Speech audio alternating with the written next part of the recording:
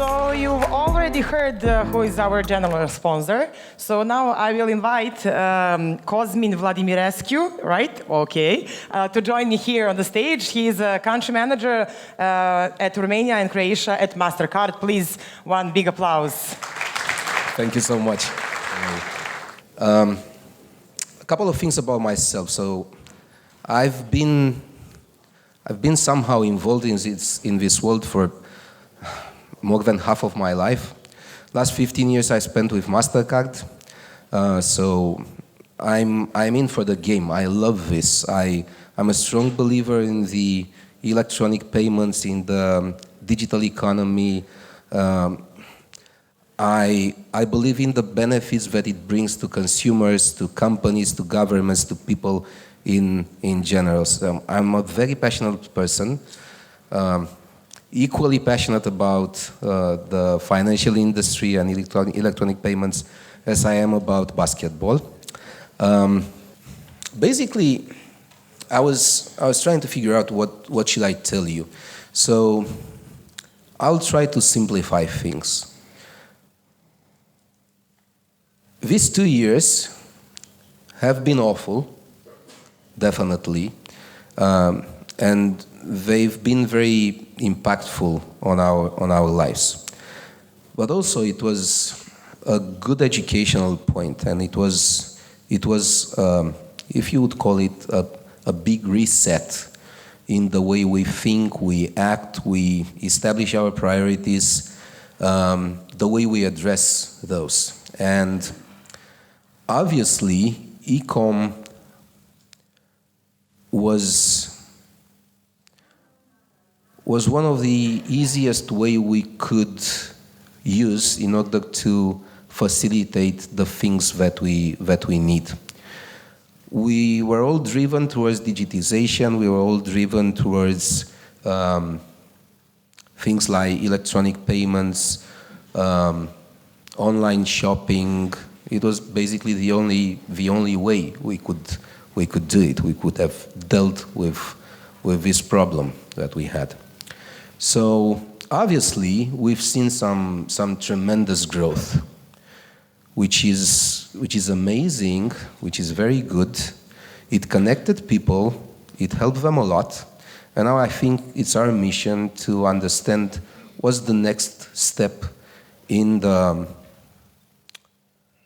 way people are thinking, in the way people are acting, and to be there for them in order to make sure that we are not losing this momentum.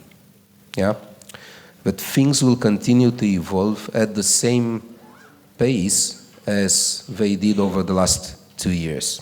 So it's obvious the digital economy becomes the economy. Yeah? Is the single or the most fast-growing side of the economy during the last 2 years. And I think it's not only our business strategy at Mastercard, but also our social responsibility, if you like, to make sure that both people and organizations and governments are getting full access to our network of payments, which is far larger than its initial guardrails. We as a company invested a lot into buying other companies to provide meaningful and seamless and very much diversified ways of payment. And I think that this is what the future is about. Customer needs, which includes not only products and services, but also the way people prefer to pay. Be it by card, be it by account to account, P2P, P2B, 2G, to whatever, right? Even in installments, yeah? Products like buy now, pay later will become widely available and are very much appreciated by the customers. I think it's my duty to point out several trends that we've identified over the last two years and what will continue in 2022. So I'll start with the increased household savings. There are positive ones and there are negative ones, so bear with me, okay? So increased household savings, but on the other hand, we have supply chain disruption. We have the growth of spending on goods and services, but also we have risks related to pandemic, to inflation, and very much importantly, to climate change. And I think this is shaping the way people are buying and making their decisions on where to buy from. Things like ESG are becoming increasingly relevant to our consumers. So please make sure that the company's strategic goals are taking ESG into consideration, because it will become a decision factor when consumers will decide from where to buy from. I have some numbers too. So from the rise of the online marketplaces to new ways to pay, e-commerce has seen unprecedented levels of change, positive change, over the past few years, and we have recorded an 82% online sales growth between August 2019 and August 2021, so in 2 years. And in as little as the next 5 years, we expect to see further substantial shifts in the e-com spend. According to our data, $900 billion was incrementally spent in online over the last year.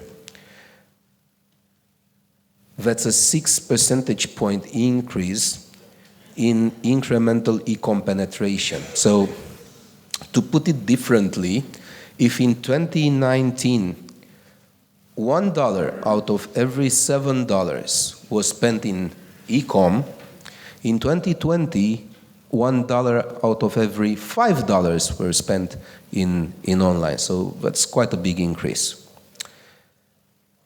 The regions which generated most of the growth are Asia Pacific, North America, and obviously Europe. Our analysis shows that consumers worldwide are making purchases at a greater number of websites and merchants than before. So it's not like Amazon would have consolidated their volumes. People are appreciating diversity, and they like the online shopping because they could browse for the things that they need online. They could start the purchase on their, laptops, and then they could add something in the basket through the app on their mobile phone while driving back from work, and they'll finalize the transaction after picking all the goods and services that they need in the evening on their tablets. According to Mastercard Economics Institute, 20% to 30% of retail's global digital shift in 2020 will be permanent. Yeah, I think it's our mission to make sure that it doesn't end with 30%, but maybe it reaches 50% of the initial trend. And I have some best practices that we've identified for connecting with these hyper-connected consumers. As I mentioned before, shopping happens everywhere, right? Laptops, tablets, phones, everything is connected. So the first thing, expand into online marketplaces to reach and connect with new consumers. Secondly, forecast consumer behavior and buying trends with localized market intelligence and retail analytics.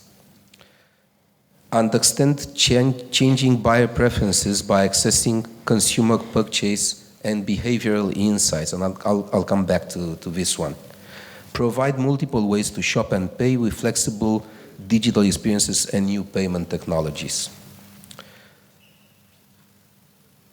Furthermore, in 2022, we anticipate strong consumer demand and the re-emergence of the experience economy. Consented data will become even more powerful, but at the same time, data privacy regulations will be increasingly stricter, so we need to take that into consideration. I was thinking on this when you mentioned about having a lawyer in the room. I think it's very important. Yeah. So what Mastercard is doing in this space is basically to create a safe and secure environment, providing solutions, offering that comfort to the consumers while helping businesses to rise to the next level by connecting them to future technology partners like fintechs, end-to-end solutions, and countless ways to innovate. Yeah? I think that's much more of that, and I'm looking forward to having individual conversations with each and every one of you. I think I might be running out of time here. So thank you very much, and looking forward to talk more to you. Thank you very much, Cosmin. Thank you.